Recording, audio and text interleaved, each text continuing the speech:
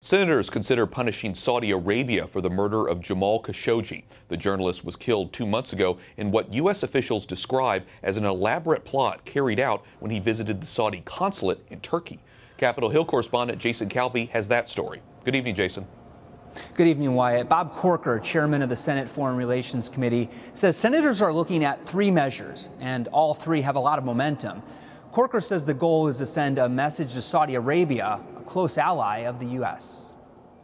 Senator Lindsey Graham is proposing a resolution that would condemn Saudi Arabia's crown prince, saying he's complicit in the death of Washington Post writer Jamal Khashoggi. This is an ally.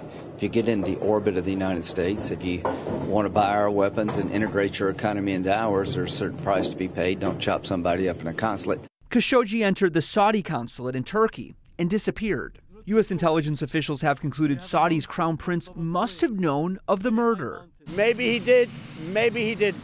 But the president and Secretary of State are not convinced. I do believe I've read every piece of intelligence, unless it's come in the last few hours. I think I've read it all. There is no direct reporting connecting the crown prince to the order to murder Jamal Khashoggi.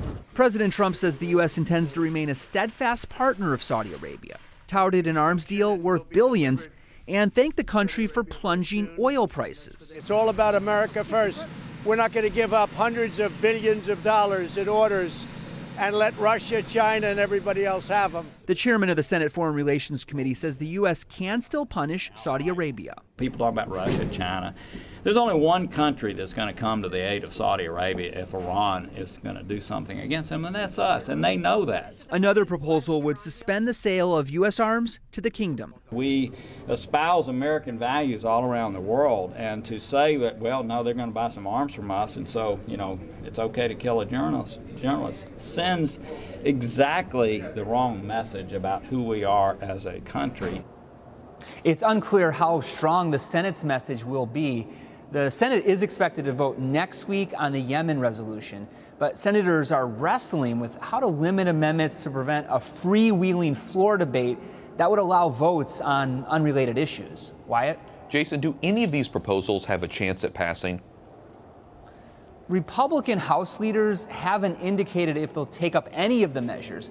That means any action here in the Senate is likely to be symbolic for now. Speaker-designate Nancy Pelosi says the House will get briefed next week on the Khashoggi investigation. Capitol Hill correspondent Jason Calvi reporting. Thanks, Jason.